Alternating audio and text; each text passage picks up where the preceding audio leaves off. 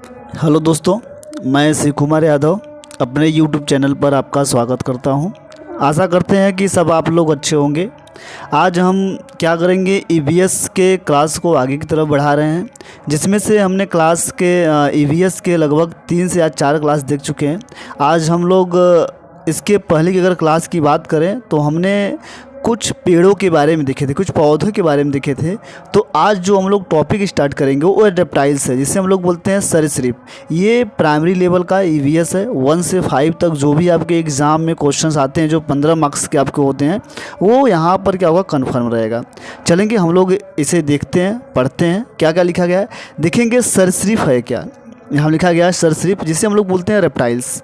Reptiles होते क्या हैं कि एक एक टॉपिक यहाँ पर लिखे गए हैं, हम पढ़ते जाएंगे। जो नहीं समझ आएगा वो समझाया जाएगा।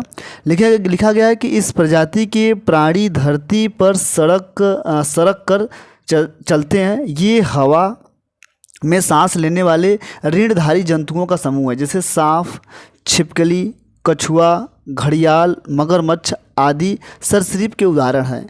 ये अगर बात करें तो ये सब क्या करते हैं कि मतलब रेंगते हुए जानवर हैं। इसमें क्या होगा कि जो इनका जो समूह होता है वो सांस लेने वाले जो क्या रीढ़धारी होते हैं, ये हवा में रखकर सांस लेते हैं, जैसे कछुआ, छिपकली, घड़ियाल, मगरमच्छ आदि, ये सब आपके उदाहरण हैं।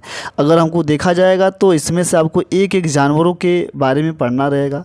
देखेंगे हम लोग, पढ़ेंगे पैरासिटिज्म, मतलब परजीविता। परजीविता क्या होता है? परजीविता की अगर बात करें हम लोग तो परजीविता होता है जो अन्य जीव पर आश्रित होकर अपने भोजन का क्या करता है, निर्माण करता है या पाता है या प्राप्त करता है, उसे हम लोग बोलते हैं परजीवी या परजीविता बोलते हैं। वही लिखा गया है कि वे जीव, अगर बात करें, लिखा गया है कि वे जीव जो किसी अन्य जीव पर आश्रित होते हैं और उनसे अपना फ़ायदा उठाते हैं, और जिन जीवों पर वे आश्रित होते हैं उन्हें नुकसान पहुंचाते हैं, जैसे उसे परजीवी जंतु कहलाते हैं। अभी बताएं, ये पैरासाइट कहलाते हैं। जैसे जोंक, देखते होंगे जानवरों को पकड़ते हैं, व्यक्तियों को पकड़ते हैं, जैसे जूं आप जानते ही हैं। अमरबेल हो गया, जैसे एंटी अमीबा आदि, एक जीव को फ़ायदा होता है तथा एक दूसरे का क्या होता है, नुकसान होता है। ऐसे संबंध को हम लोग परजीविता बोलते हैं। ठीक है, तो जैसे कि ये क्या होते हैं, परजीवी होते हैं, इसे हम लोग बोलते हैं पैरासाइट्स। ठीक है, चलेंगे आगे देखते हैं हम लोग। आगे लिखा गया सहजीविता। देखेंगे सहजीविता बहुत अच्छा है। सहजीविता में कोई नुकसान नहीं पहुंचाता है।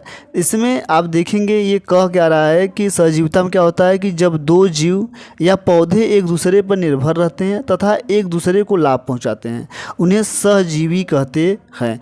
इस प्रकार के संबंध को सहजीवन कहते हैं और पौधों का यह गुण सहजीवता कहलाता है। जैसे मटर का पौधा और राइबोजियम सहजीवी एक दूसरे के उदाहरण हैं।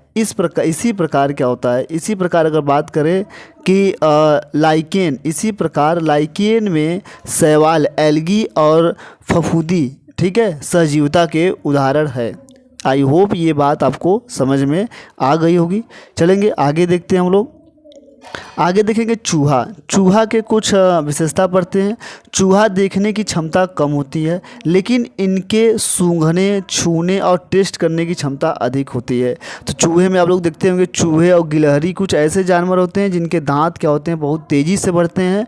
इसलिए क्या करते हैं, वो समय समय पर क्या करते हैं, किसी न किसी चीज़ को कुतरते रहते हैं, जिससे उनके जबड़े को नुकसान ना पहुँचे। आगे अगर आई होप आगे होगा तो ये सारी बातें लिखी गई होंगी। तो देखेंगे झूम खेती। ये देखिएगा आपके एग्ज़ाम में लगातार क्वेश्चन पूछा जाता है, झूम खेती क्या होता है। झूम खेती क्या होता है, ये कबीलाइयों के द्वारा की जाती है। अगर पूछता है कि ये सबसे अधिक होता कहाँ है, तो झूम की खेती पूर्वोत्तर राज्यों में, खासकर मिजोरम में की जाती है। अगर पूर्वोत्तर राज्यों की बात करें तो कुल 8 राज्य आते हैं पूर्वोत्तर में, जिसमें से सिक्किम, नागालैंड, मिजोरम, अरुणाचल प्रदेश, मेघालय, त्रिपुरा, उसके बाद असम। ठीक है, और ये सब क्या है कि ये सब क्या होते हैं, पूर्वोत्तर भारत के एक राज्य हैं, जिसमें से सबसे अधिक झूम खेती की अगर बात की जाए तो मिज़ोरम में की जाती है। ठीक है, झूम खेती का तरीका बिल्कुल अलग है। एक फसल काटने के बाद ज़मीन को कुछ साल तक ऐसे ही छोड़ देते हैं और इसमें खेती नहीं करते।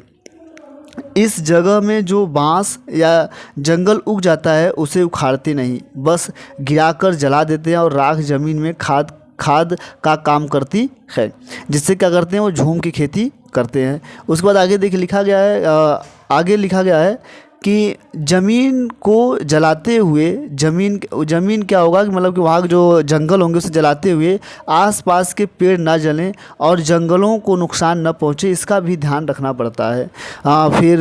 फिर जब इस ज़मीन में खेती की बारी आती है तो ज़मीन को जोता नहीं जाता, मिट्टी को हल्के से हिलाकर बीज क्या कहते हैं छिड़क दिए जाते हैं। इस खेत में अलग अलग तरह के बीज जैसे मकई, सब्जियां, मिर्च और चावल क्या होते हैं बोए जाते हैं। आई होप ये बात समझ में आ गई। झूम खेती क्या होती है? झूम खेती आपके किस राज्य में होता है? पूर्वोत्तर राज्यों में होता है, लेकिन अगर विशेष कर की बात की जाए तो मिज़ोरम में होता है। चलेंगे आगे की तरफ हम लोग बढ़ते हैं। आगे की तरफ बात करेंगे कि लिखा गया है कि फसल के समय भी अनचाही घासें, फसल की समय क्या होता है अनचाहे घासें और पौधे को उखाड़ते नहीं हैं, उन्हें गिरा देते हैं ताकि वे ज़मीन में मिट्टी में मिल जाए और इससे ज़मीन उपजाऊ बनती है। स्थानांतरित खेती या झूम खेती उत्तर पूर्वी पर्वतीय तथा आदिवासी क्षेत्रों के इसे जनजाति कृषि भी कहा जाता है।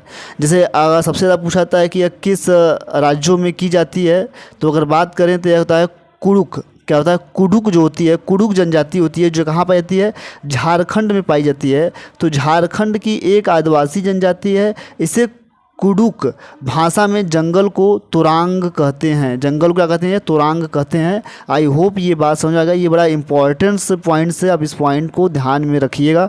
चलेंगे आगे की तरफ हम लोग बढ़ते हैं।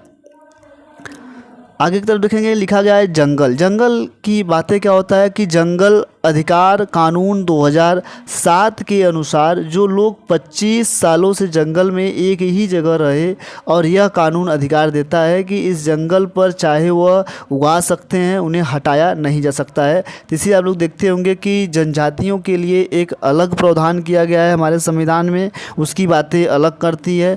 तो फॉरेस्ट अधिनियम में अगर बात करें कि राइट टू फॉरेस्ट की बात करेंगे, जंगल कानून अधिकार 2007 के अनुसार है कि जो 25 साल से जंगलों में रह रहा है उसे कानून देता है कि वहाँ पर कुछ भी उगा सकते हैं, लेकिन उन्हें हटाया नहीं जा सकता है।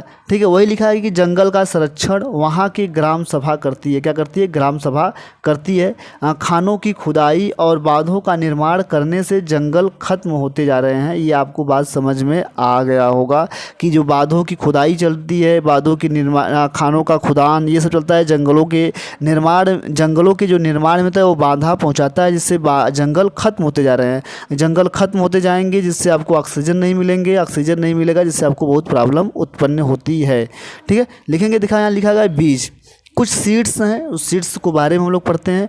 लेकिन बीजों को प्राचीन समय में सूखी लौकी में रखकर उस समय मिट्टी के लेप लगा देते थे, जिससे नीम की पत्तियां इन्हें कीड़ों से बचाती थी।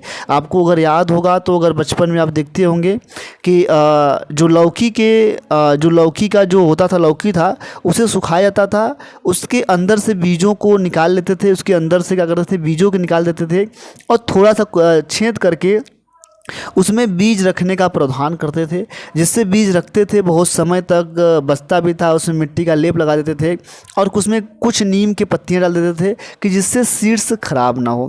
आपको ये बात समझ में अगर आप जानते होंगे तो ये अच्छी तरह से बातें आपको पता होनी चाहिए कि ये पुराने समय का एक टेक्निक था, प्रावधान था, जिस प्रकार से वो बीजों को बचाते थे। ये आपकी एनसीईआरटी में लिखी गई है, इसे आपको पढ़ना ही पड़ेगा। फिर देखेंगे कि आगे की अगर हम लोग बात करें, आगे तरफ चलें, लिखेंगे मलेरिया। देखेंगे मलेरिया कुछ क्या होता है कि ये होता कैसे है, इसका सारी चीज़ें क्या है। तो मलेरिया क्या है? रोलांड रोस ने सबसे पहले बताया कि मलेरिया मच्छरों के कारण होता है। ये भारतीय मूल के थे।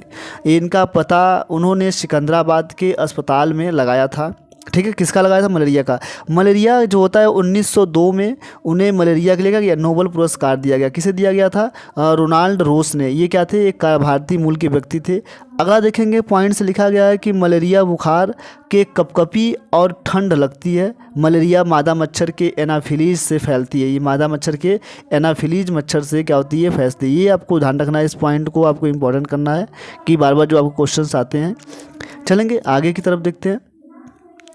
आगे की तरफ देखेंगे कि मलेरिया को दूर करने की दवाई सिनकोया के पेड़ के छाल से की जाती है। ये आपको बात समझ में आ गई होगी कि जो सिनकोया होती है वो क्या होती है, मलेरिया के छाल मलेरिया को दूर करने के लिए उसे दवाइयाँ बनाई जाती हैं। मलेरिया ये बताया गया कि एनाफिल मच्छर के काटने से कि आपको प्लाज्मोडियम नामक प्रोटोजोआस होता है। अगर पूछा जाए जो मलेरिया होता है वो किसके कारण से होता है, प्रोटोजोआस होता है। प्रोटोजोआ का जो नाम है वो क्या है, प्लाज्मोडियम नाम है। ये आपको ध्यान रखना है, लिखना है। फिर उसके बाद देखेंगे कि डेंगू, मलेरिया, चिकनगुनिया बीमारी मच्छरों के द्वारा होती है। ये आप ध्यान रखेंगे इस बात को कि कौन कौन सी आपको बीमारी किससे किससे होती है, डेंगू से, मलेरिया से, चिकनगुनिया और ये बीमारी क्या होती है आपको मच्छर के काटने से होती है। ये तीनों बीमारियां। आई होप आपको ये बात समझ में आ रही होगी। चलेंगे आगे की तरफ हम लोग देखते हैं।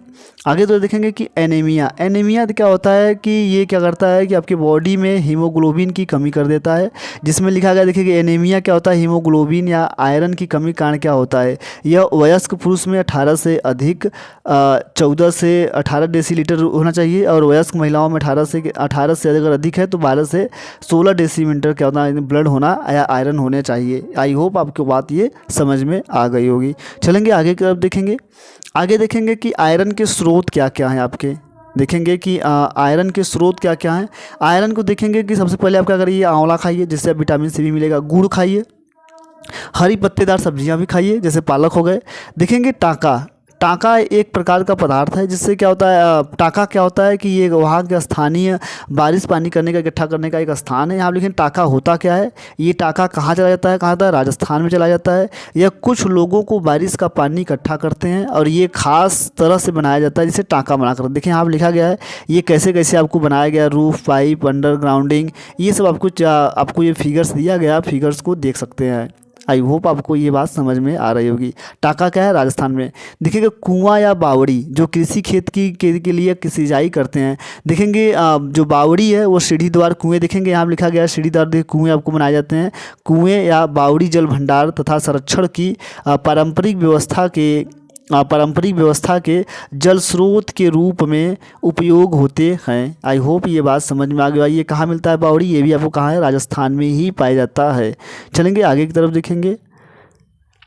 आगे देखेंगे कि कुएं सूखने के प्रमुख कारण क्या है। ये आपको क्वेश्चंस आपके एग्जाम में आया हुआ है कि पानी को मोटर से निकाला जा रहा है जिससे ज़मीन की पानी कम होता जा रहा है और झील भी कम हो रही है जहां वर्षा के पानी इकट्ठा होता था, और पेड़ पार के चारों ओर मिट्टी और सीमेंट से ढका जा रहा है जिससे वर्षा का पानी ज़मीन तक नहीं पहुँच पाता है। जैसे अगर आपको आई होप अगर आपको थोड़ा सा अगर एग्जाम्पल दिया जाए तो जहाँ पर देखेंगे कि जहाँ पर चिकना ज़्यादा अधिक हो जाता है तो वहाँ की जब बारिश होती है वहाँ के जो पानी होते हैं वो ज़मीन के अंदर नहीं पहुंच पाते हैं, जिससे क्या होता है कि ज़मीन के अंदर जब जल पहुंच नहीं पाएगा, वाटर पहुंच नहीं पाएगा, जिससे क्या होगा, जल संरक्षण हो नहीं पाएगा। जब संरक्षण सही नहीं हो पाएगा तो हम लोग जिस प्रकार से जल का दोहन कर रहे हैं, जिस प्रकार से हम लोग जल का दोहन कर रहे हैं, एक समय आएगा जल वो भी ख़त्म हो जाएगा।